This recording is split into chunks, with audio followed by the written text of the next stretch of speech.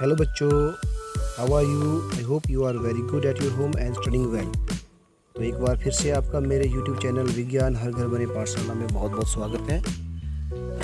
पिछले वीडियो में हमने पढ़ा था कि किस प्रकार जो है त्वरण जो है जी का मान जो है वो स्थिर रहता है और जी के मान को हम चेंज कर सकते हैं। यहाँ पे इसका जो है ड्यू टू ग्रेविटेशनल जो आपका गुरुत्व का त्वरण होता है उसकी वजह से वस्तुओं का जो है भार जो है भिन्न भिन्न जगहों पर भिन्न भिन्न हो सकता है, परंतु द्रव्यमान जो है सेम रहता है।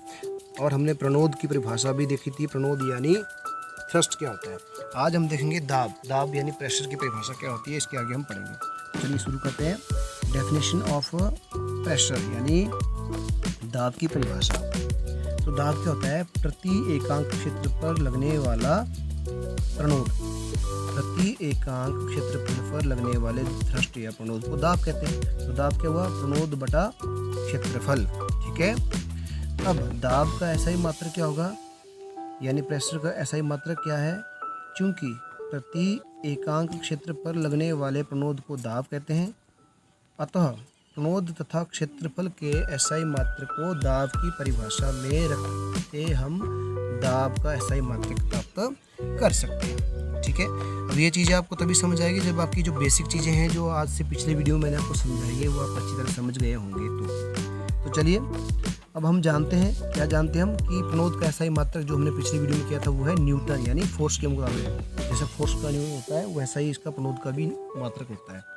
तो तथा क्षेत्रफल का ऐसा ही मात्र क्या होगा? Metre square. अतः दाब का ऐसा ही मात्र क्या होगा? न्यूटन मीटर स्क्वायर, न्यूटन पर मीटर स्क्वायर। इसको इस तरह से भी लिख सकते हैं और इस तरह से भी, यानी न्यूटन के बटा नीचे मीटर। तो यानी ऊपर जब लाएंगे तो ये -2 बन जाएगा, यानी इसको बोलते हैं हम न्यूटन मीटर स्क्वायर इसको, और यहाँ पे न्यूटन पर मीटर स्क्वायर। ठीक है। तो न्यूटन पर मीटर स्क्वायर, पर का मतलब जो नीचे वाली चीज़ें जब ऊपर लाते हैं इसको बोलते हैं हम पर। तो न्यूटन पर मीटर स्क्वायर। ठीक है। तो ये हो गया आपका दाब का एसआई मात्रक। अब एक वैज्ञानिक थे हमारे, ब्लैक पास्कल, क्या नाम था उनका? Black pascal. उन्होंने जब इसका फार्मूला दिया, एसआई मात्रक दिया, तो उनके नाम पे, उनके सम्मान पे दाब के एसआई मात्रक का पास्कल कहा जाने लगा। ठीक है। तो दाब का एसआई मात्रक पास्कल भी कहा जाता है तथा पास्कल को पीए लिखा जाता है। पीए लिखा जाता है। अब आगे चलते हैं, प्रणोद तथा दाब की व्याख्या कर लेते हैं। जब कोई व्यक्ति बालू के ढेर पर खड़ा होता है तो उसका पैर क्या होता है? आपको पता ही है। जब कोई व्यक्ति बालू पे खड़ा है ना, रेत पे, तो उसका पैर क्या होता है? बालू में धंसने लग जाता है। थोड़ी सी गहराई तक धंस जाता है, लेकिन जब वही व्यक्ति उस बालू पर लेट जाता है तो उसका शरीर बालू में नहीं धंसता। ठीक है। या यदि धंसता है तो खड़े रहने की अपेक्षा बहुत कम धंसता है। ये ऐसा क्यों होता है? कभी सोचा आपने? देखिए, जबकि दोनों ही स्थितियों में क्या होगा? जबकि दोनों ही स्थिति में शरीर का भार तो सेम है जो बालू पर पड़ता है। अब खड़े रहने की स्थिति में शरीर का संपूर्ण भार केवल पैरों पे होता है और पैरों के सहारे बालू पे खड़ा होता है, जबकि लेटने पर उस स्थिति में पूरा भार जो है पूरी बॉडी पर या पूरे शरीर पे होता है। ठीक है। अब इसका उत्तर है क्षेत्रफल। हम क्षेत्रफल पे आएंगे। तो पैरों का क्षेत्रफल पूरे शरीर के क्षेत्रफल से काफ़ी कम होता है। ठीक है। अब खड़े रहते हम जब स्थिति होती है ना, तो उसमें संपूर्ण भार केवल थोड़े से क्षेत्रफल पर होता है, यानी पैरों के। तो बालू पर लगने के कारण जो है बल का दबाव या दाब काफ़ी बढ़ जाता है, क्योंकि वह कम क्षेत्रफल पे लगता है बल। तो इस कारण वह बालू पर जो दबाव बढ़ता है वो बहुत बढ़ जाता है, और अधिक दबाव या दाब के कारण ही हमारे पैर जो है बालू में, रेत में धंस जाते हैं। परंतु जब हम लेटते हैं तो उस स्थिति में वही भार का क्षेत्रफल बढ़ जाता है, यानी पूरे शरीर में बढ़ जाता है। तो बालू पर लगने वाला जो बल होता है वह कम हो जाता है, यानी उसका जो है क्षेत्रफल बढ़ जाता है। तो दबाव जो है यानी क्षेत्रफल पर फैल जाता है और वो बल को कम कर देता है। इसी कारण क्या होता है? हमारा शरीर जो है धंसता नहीं है या बहुत कम धंसता है। तो ये भी प्रश्न आता है कि जब हम बालू पर या रेत पर लेटते हैं तो हमारा शरीर रेत पे धंसता नहीं है, जबकि हमारा शरीर जो है सीधे खड़े रहें तो रेत पे आधा धंस जाता है। इसका कारण बताएं। तो ये इसका कारण है। क्या कारण है? दाब। यानी दाब क्या होता है? प्रति एकांक क्षेत्रफल पर लगने वाला बल। तो ये आप समझ गए होंगे। अब प्रणोद एवं क्षेत्रफल के बीच में क्या संबंध है ये देख लेते हैं। दाब, प्रणोद तथा क्षेत्रफल के बीच में संबंध। हम जानते हैं दाब क्या है, प्रणोद बटा क्षेत्रफल। यहाँ दाब की परिभाषा से यह स्पष्ट है कि दाब क्षेत्रफल की क्या होता है, व्युत्क्रमानुपाती। यानी दाब बढ़ेगा तो ये क्या होगा, घटेगा क्षेत्रफल, और दाब बढ़ेगा तो प्रणोद तो बढ़ेगा ही बढ़ेगा, या क्षेत्रफल बढ़ेगा तो दाब घटेगा, तो ये होता है व्युत्क्रमानुपाती। ठीक है,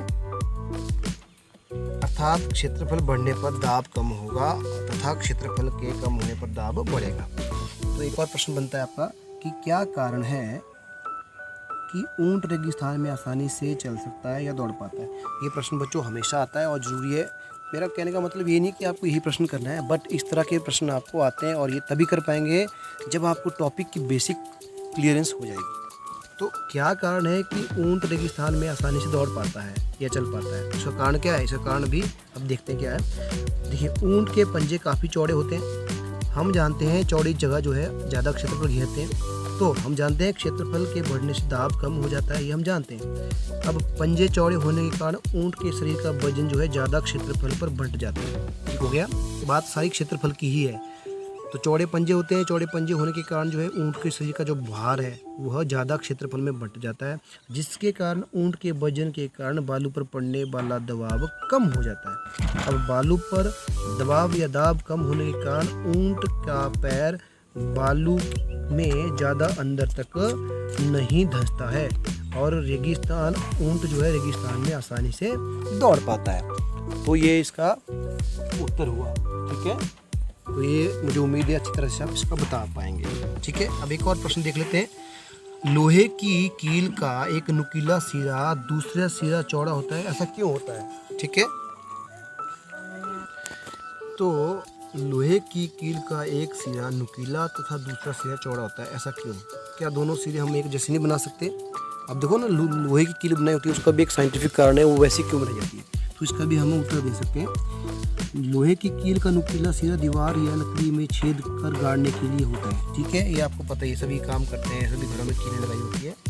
जबकि कील का चौड़ा सिरा कील ठोकने के समय हथौड़ी से प्रहार करने के लिए बनाया होता है। ठीक है, हम जानते हैं कि क्षेत्रफल बढ़ने पर दाब कम हो जाता है तथा क्षेत्रफल के कम होने से दाब बढ़ता है।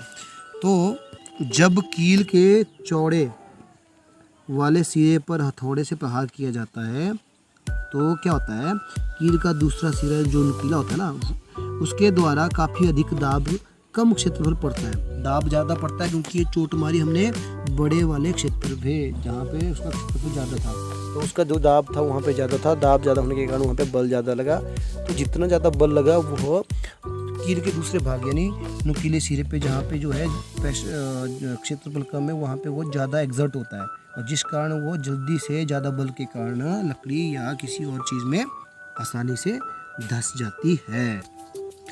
तो उम्मीद है मुझे ये प्रश्न का उत्तर भी आपको मिल गया होगा। ठीक है बच्चों, अब आगे चलते हैं तरलों में दाब। ठीक है, तरल पदार्थों में द्रव या द्रव तरल में फ्लूइड में प्रेशर। ठीक है, लिक्विड में प्रेशर क्या होता है देख लेते हैं। पदार्थ जो फ्लो करते हैं, आपको पता है, बताने की जरूरत नहीं है। तरल पदार्थ क्या होते हैं, पदार्थ जो फ्लो करते हैं, फ्लो मतलब जो बहते हैं, फ्लूइड या तरल पदार्थ कहलाते हैं। ठीक है, जो पदार्थ बहते हैं, फ्लो करते हैं, उनको हम फ्लूइड या तरल पदार्थ या द्रव पदार्थ कहते हैं।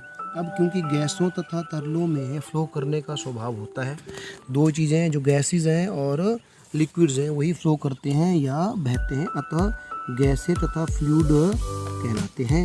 ऐसा इनको हम क्या बोलते हैं, गैसों को भी और द्रव को भी क्या कहलाते हैं, वो फ्लूइड कहलाते हैं। अभी प्रश्न भी आता है कि गैस और जो द्रव पदार्थ होते हैं उनको फ्लूइड क्यों कहते हैं। तो फ्लूइड का मतलब फ्लो करना, क्योंकि गैस और जो तरल पदार्थ या द्रव पदार्थ हैं वो बह सकते हैं, फ्लो कर सकते हैं, इसी गुण के कारण उनको हम फ्लूइड कहते हैं। ठीक है, एक ठोस अपने भार के कारण सतह पर दबाव डालता है, उसी प्रकार तरल भी भार डालता है। तरल का भार होता है, लेकिन ठोस केवल नीचे की सतह पर दबाव डालते हैं, जबकि तरल जो है निचली सतह के साथ साथ बर्तन की दीवारों पर भी दबाव डालते हैं, जिसे उन्हें रखा जाता है। अब देख लीजिए, ठोस पदार्थ जो होते हैं ना वो केवल नीचे की तरफ ही दबाव डालते हैं, जिसके ऊपर रखी जाती है, और अपना भार होता है ठोस का भी और द्रव का भी। लेकिन द्रव्यमान जो द्रव पदार्थ होते हैं, तरल पदार्थ होते हैं, वह नीचे की तरफ भार डालने के दबाव डालने के साथ साथ दीवारों पर भी दबाव डालते हैं, जिन बर्तन के ऊपर उनको रखा जाता है। ठीक है, चलिए आगे चलते हैं। अब किस परिशुद्ध द्रव्यमान के तरल यानी किसी शुद्ध द्रव्यमान वाले तरल पदार्थ पे लगने वाला दाब जो है सभी दिशाओं में बिना घटे संचरित होता जाता है। अर्थात एक द्रव्य जिस बर्तन पे रखा जाता है उसकी दीवारों पर समान रूप से दबाव डालता है तथा एक गैस बर्तन की सभी दीवारों पर समान रूप से दबाव डालता है। तो ये हो गया आपका द्रव में दबाव। तो द्रव दबाव कहाँ डालता है? जिस बर्तन में भी द्रव को रखा जाता है तरल पदार्थ को, वह उस बर्तन के सभी साइड्स में इक्वल प्रेशर डालता है, एक समान दबाव डालता है। जबकि ठोस पदार्थ जो है केवल और केवल नीचे की तरफ दबाव डालते हैं। इसी तरह गैसें भी आपकी लिक्विड की तरह ही सभी साइड्स में दबाव डालती है। चलिए ये भी क्लियर हो गया आपको। अब चलते हैं आगे।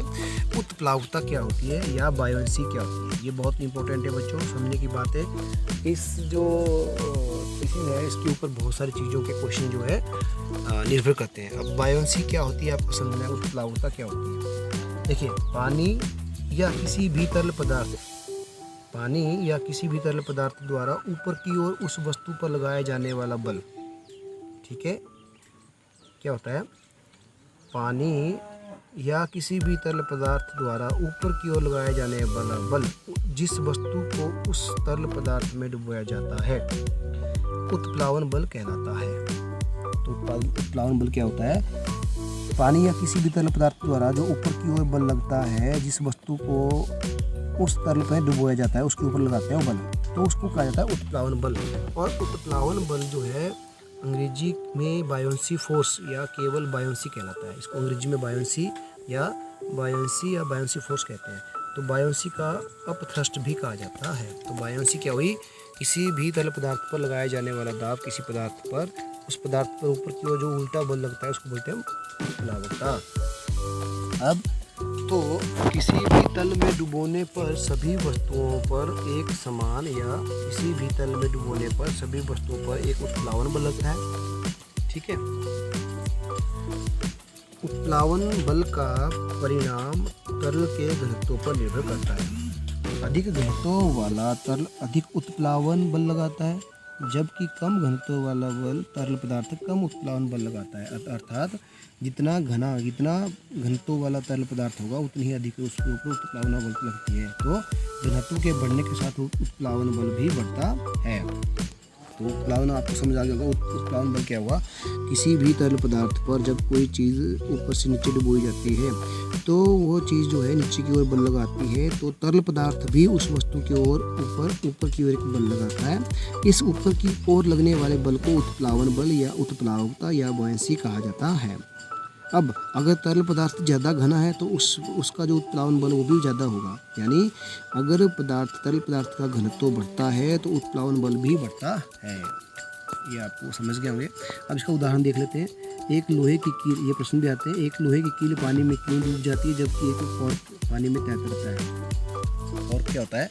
एक जो आपको बोतल के ऊपर जो ढक्कन लगाते हैं ना उसकी बात कर रहे हैं। तो ये भी समझने वाली बात है। लोहे की कील जो है पतली होती है और कॉर्क को ज़्यादा होता है, तो ये पानी में लोहे की कील डूब जाती है जबकि कॉर्क नहीं तैरता।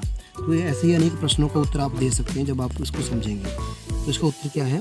देखिए, क्योंकि लोहे का घनत्व पानी के घनत्व से अधिक होगा। अब वही चीज़ पानी में डूबेगी जिसका घनत्व, जिसमें डुबोई जा रही है पानी या कोई और तरल पदार्थ, उसके घनत्व से ज़्यादा होगा, तो वो उस चीज़ में, उस पानी में या उस तरल पदार्थ में डूब जाएगी। अगर उसका घनत्व उस तरल पदार्थ के घनत्व से कम होगा तो वो तैरती रहेगी। ये कारण याद रखना आपने। तो लोहे की जो कील है उसका घनत्व पानी के घनत्व से अधिक होता है। ठीक है, इसलिए एक लोहे की कील पानी में डूब जाती है। वहीं एक कॉर्क का घनत्व पानी के घनत्व से कम होता है, इसलिए कॉर्क पानी में तैरता रहता है। ये हो गया। अब चलते हैं आर्किमिडीज का सिद्धांत की तरफ। तो आर्किमिडीज का सिद्धांत क्या बोलता है? आर्किमिडीज का सिद्धांत क्या बोलता है? देखिए, आर्किमिडीज का सिद्धांत बोलता है जब किसी वस्तु को किसी तरल में पूर्ण रूप या आंशिक रूप से डुबोया जाता है, ठीक है, जब किसी वस्तु को पूर्ण रूप से या आंशिक रूप से किसी तरल में डुबोया जाता है तो उसके भार में एक प्रत्यक्ष कमी आती है। यह कमी उस वस्तु द्वारा हटाए गए तरल की मात्रा के बराबर होती है। ये हुआ आपका आर्किमिडीज का सिद्धांत। आर्किमिडीज एक साइंटिस्ट हुए जिन्होंने इस सिद्धांत को कैसे पता किया। वो एक बार नहा रहे थे, तो नहाते नहाते वो टब में नहा रहे थे, तो नहाते नहाते वो अपने शरीर को हल्का महसूस करने लगे। तो एकदम से उनके दिमाग में आया कि मेरे को समझ आ गया कि मेरा भार कम क्यों हुआ, और वो ज़ोर से चिल्लाने लगे, यूरेका यूरेका यूरेका। इसका मतलब क्या हुआ, मैंने प्राप्त कर लिया, मैंने प्राप्त कर लिया। ठीक है, तो उन्होंने क्या प्राप्त कर लिया, और वो बिल्कुल नंगी अवस्था में ही ऊपर टब से बाहर आ गए और बड़े खुश हुए। तो उसमें उन्होंने यह ज्ञात किया कि जितना पानी के अंदर जो पानी, टब के अंदर जो पानी था वो बाहर निकला, उतना ही उनके शरीर का भार जो है क्या हुआ, कम हो गया। तो उन्होंने फिर यह सिद्धांत दिया आर्किमिडीज ने। उन्होंने क्या कहा, जब किसी वस्तु को किसी तरल में पूर्ण रूप से आंशिक रूप से डुबोया जाता है तो उसके भार में एक प्रत्यक्ष कमी आती है, मतलब बिल्कुल दिखने वाली कमी आती है। यह कमी उस वस्तु द्वारा हटाए गए उस तरल पदार्थ की मात्रा के बराबर होती है। ये था आपका आर्किमिडीज का सिद्धांत। तो आर्किमिडीज एक ग्रीक वैज्ञानिक थे। उन्होंने उस समय राजा के मुकुट की शुद्धता जांच निर्धारण करने का कार्य दिया था, जिस कारण वे उलझन में थे। अचानक, तो मैंने आपको वो भी बताया, अचानक वो टब में स्नान करते समय उन्हें पानी द्वारा लगाया जाने वाला उत्प्लावन बल का एहसास हुआ तथा बाथ टब में घुसने पर उन्होंने पाया कि टब में पानी पर आने लगता है, टब पानी से बाहर आने लगता है। इसे समझते ही वे यूरेका यूरेका चिल्लाने लगे, जिसका अर्थ होता मैंने पा लिया, मैंने पा लिया। और कहते हुए नंगे ही दौड़ते हुए राजा के पास पहुँचे तथा सोने के मुकुट की शुद्धता वाली समस्या को सुलझा दिया। तो उन्होंने एक सिद्धांत दिया जिसे आर्किमिडीज के सिद्धांत के नाम से जाना जाता है। तो मैंने आपको ये समझा दिया अच्छी तरह से, आपको ये समझ आ गया होगा बच्चों। चलिए आगे बढ़ते हैं। आर्किमिडीज के सिद्धांत का उपयोग कहाँ होता है, देखिए इसका उपयोग। नंबर 1, जलयानों तथा पनडुब्बियों के डिजाइन बनाने के काम आता है। जलयानों तथा पनडुब्बियों का डिजाइन जो बनता है आजकल ना, वो बनता है आर्किमिडीज के सिद्धांत के ऊपर ही। तो कितना काम का रहा है। दुग्धमापी, जो दूध के किसी नमूने की शुद्धता को जांचता है, उसके लिए प्रयुक्त होता है आर्किमिडीज का सिद्धांत। ठीक है, उसके अंदर कितना पानी है दूध के अंदर, उसके शुद्धता भी आर्किमिडीज के सिद्धांत द्वारा ही नापी जाती है। हाइड्रोमीटर, जो द्रवों के घनत्व को मापता है, तो उसमें भी आर्किमिडीज का सिद्धांत होता है। हाइड्रोमीटर एक युक्ति है जिसके द्वारा जो है तरल पदार्थों या द्रवों के घनत्व, डेंसिटी को मापा जाता है। तो इसमें भी आपका आर्किमिडीज का सिद्धांत इस्तेमाल किया जाता है। तो उम्मीद है बच्चों ये आपको समझ आएगा। अब है घनत्व। घनत्व क्या चीज़ है, इसको देख लेते हैं। किसी वस्तु का प्रति एकांक आयतन का द्रव्यमान घनत्व कहलाता है। किसी वस्तु का प्रति एकांक आयतन का द्रव्यमान क्या कहलाता है, उसका घनत्व कहलाता है। तो द्रव्यमान को ग्रीक अक्षर P या रो, इसको बोलते हैं रो से लिखा जाता है और D से व्यक्त किया जाता है, तो इसको बोलता है रो, और D से व्यक्त किया जाता है। अतः घनत्व क्या हुआ, द्रव्यमान बटा आयतन, M बटा V। तो घनत्व का फार्मूला क्या हुआ, M बटा V। घनत्व का ऐसा ही मात्रक हुआ क्योंकि प्रति एकांक आयतन का द्रव्यमान घनत्व कहलाता है। अतः द्रव्यमान तथा आयतन के एसआई मात्रक के उपयोग से घनत्व के एसआई मात्रक को भी प्राप्त किया जा सकता है। अतः हम जानते हैं कि द्रव्यमान का एसआई मात्रक क्या है, किलोग्राम, आपको पता ही है। तथा आयतन का एसआई मात्रक क्या है, मीटर क्यूब या घन मीटर। इसलिए आपके घनत्व का एसआई मात्रक क्या होगा, एसआई मात्रक होगा आपका किलोग्राम मीटर क्यूब, यानी किलोग्राम पर क्यूबिक मीटर। ठीक है, समान परिस्थिति में किसी पदार्थ का घनत्व एक समान रहता है, अतः घनत्व किसी पदार्थ का एक अभिलाक्षणिक गुण है। तो इस प्रकार जो है आप घनत्व का समझ गए होंगे। अब इसका उदाहरण दिए हुए हैं, एक उदाहरण से हम इसको समझ लेते हैं। चलिए घनत्व कैसे निकालते हैं, देखिए उदाहरण है, सोने का घनत्व कितना है, 19,300 किलोग्राम पर क्यूबिक मीटर। ठीक है, और पानी का घनत्व है 1000 किलोग्राम पर क्यूबिक मीटर। ठीक है, अब क्योंकि घनत्व पदार्थों का एक अभिलाक्षणिक गुण है जो दिखने वाला है, अतः घनत्व की सहायता से किसी पदार्थ की शुद्धता ज्ञात की जा सकती है। ठीक है, तो ये था उसका। अब पढ़ते हैं उसका अपेक्षित घनत्व और सापेक्षित घनत्व क्या होता है। अपेक्षित घनत्व क्या होता है और सापेक्षित घनत्व, किसी भी पदार्थ के घनत्व तथा पानी के घनत्व का अनुपात उस पदार्थ का अपेक्षित घनत्व कहलाता है। ठीक है, किसी भी पदार्थ के घनत्व तथा पानी के घनत्व का अनुपात उस पदार्थ का अपेक्षित घनत्व कहलाता है। अपेक्षित घनत्व क्या हुआ फिर, किसी पदार्थ का घनत्व बटा पानी का घनत्व, ये हुआ उसका अपेक्षित घनत्व। अब आपेक्षित घनत्व दो राशियों का अनुपात है, अतः आपेक्षित घनत्व का कोई मात्रक नहीं होता, क्योंकि यह दो राशियों का अनुपात है इसलिए इसका कोई मात्रक नहीं होता। जो भी अनुपात में कोई राशि होती है ना, उसका मात्रक नहीं दिया जा सकता। आपेक्षित घनत्व के लिए पानी को इसलिए स्टैंडर्ड माना गया है क्योंकि पानी सभी जगहों पर प्राय आसानी से प्राप्त हो जाता है, ठीक है, तथा किसी पदार्थ के घनत्व के पानी की तुलना में उसको व्यक्त करना सुविधाजनक होता है। तो ये था आपका घनत्व का टॉपिक, और इसी के साथ बच्चों ये चैप्टर भी पूरा होता है। और मुझे पूरी उम्मीद है कि आज का टॉपिक भी आपको अच्छी तरह से क्लियर हुआ होगा, समझ आया होगा जो आज हमने इस वीडियो में पढ़ा, और इसी के साथ ये पूरा चैप्टर भी खत्म हो जाता है, जो पूरा चैप्टर आपने अच्छी तरह से समझा होगा। चलिए, आज के इस वीडियो में हमने जो पढ़ा, जो समझा, अब उसके कार्यपत्रक देख लेते हैं, उसमें हमें कितना समझ आया उसको हम प्रश्न के माध्यम से देख लेते हैं। तो चलिए आज के कार्यपत्र की तरफ चलते हैं। तो बच्चों ये आज का कार्यपत्रक आपके कार्यपत्रक जो होते हैं, आपको पता ही है कि आपके जो टॉपिक पढ़ाया जाता है उसकी समझ को व्यक्त करते हैं, आपको कितना समझ हुआ आया होगा। तो चलिए आज का पहला प्रश्न क्या है, उत्प्लावकता। आज का पहला प्रश्न है, उत्प्लावकता से क्या अभिप्राय है, इसको समझाना है आपने, ठीक है, आपको उदाहरण देके समझाना है इसका। नंबर 2, आर्किमिडीज के सिद्धांत पर प्रकाश डालिए, यानी आर्किमिडीज का जो सिद्धांत दिया उसके ऊपर आपने बताना है कि क्या सिद्धांत था, उसका क्या उपयोग था। तो ये आप बता सकते हैं आसानी से, क्योंकि मुझे पूरी उम्मीद है आपको ये टॉपिक अच्छी तरह से समझ आ रहा है। तो समझ आया है तो आप इस टॉपिक से रिलेटेड कोई भी प्रश्न का उत्तर आसानी से दे सकते हैं। तो चलिए बच्चों, ये था आपका चैप्टर 9 जो यहीं पे ख़त्म होता है। अब हम अगले वीडियो में मिलेंगे जिसमें हम चैप्टर 9 के यानी बल तथा दाब के आपके अभ्यास के प्रश्न उत्तर करेंगे। तो ठीक है, तब तक के लिए मिलते हैं अगले वीडियो में। अपना ध्यान रखिए और पढ़ते रहिए।